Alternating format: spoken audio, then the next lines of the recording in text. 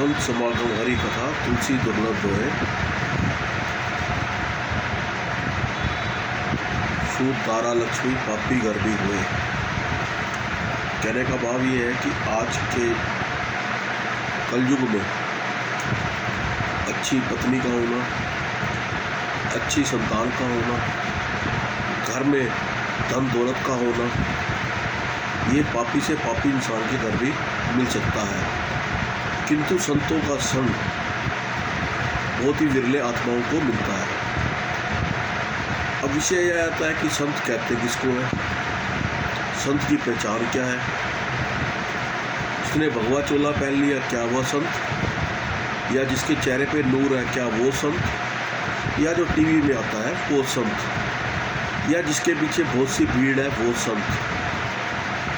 Forty आँख विवेक की जाने ना संत असंत, जिसके पीछे 10-20 लोग कहे महंत। आज विडम्बना यही है कि जिसके पीछे भीड़ लगी, जो टीवी पे आ गया, या जिसके बड़े बड़े गले में माला डाली हुई है, या जिसने भगवा चोला पहना है, हम लोगों ने उसको संत बोल दिया।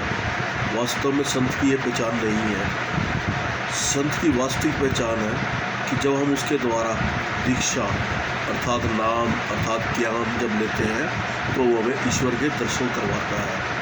जिस प्रकार रविदास जी ने मीरा को, रामकृष्ण परमहंस जी ने स्वामी विवेकानंद जी को ज्ञान दिया था और ज्ञान के द्वारा परमात्मा के दर्शन करवाए थे, उसी प्रकार संत की वास्तविक पहचान ही यही है कि वह हमें परमात्मा के दर्शन करवाता है। क्या हमारे जीवन में ऐसा संत आया, विचार करना। अब बहुत से लोगों का ये मत है कि हम जब भक्ति से जुड़ जाते हैं तो हमारे दुख खत्म हो जाने चाहिए।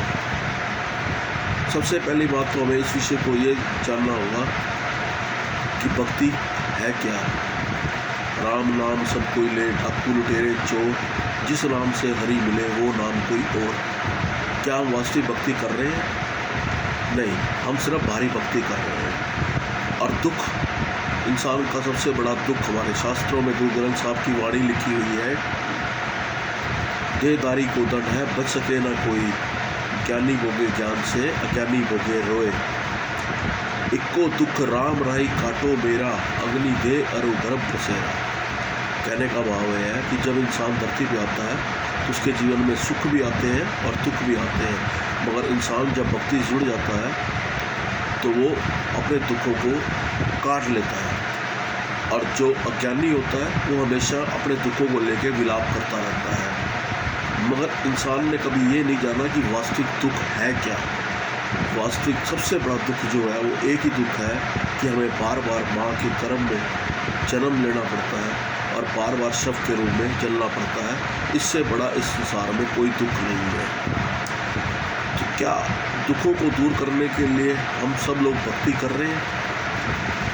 यदि वास्तविक भक्ति अगर हम कर रहे होते तो हमारे जीवन में शायद दुख कभी आता ही नहीं। हम केवल भारी भक्ति कर रहे हैं और अपने आप को भगत कहला रहे हैं। इसमें गलती हमारी भी नहीं है, क्योंकि आज के संत महात्माओं के द्वारा जो शब्दों का अनर्थ कर दिया गया उसको लेके हम भ्रमित हैं। बहुत से लोग आपने देखा होगा नवरात्रे हो या पूर्णमासी पे उपवास रखते हैं और सारा दिन भूखे रहते हैं। क्या भूखे रहने से हमारी भक्ति पूर्ण हो गई? वास्तव में उपवास कहाँ किसको गया है?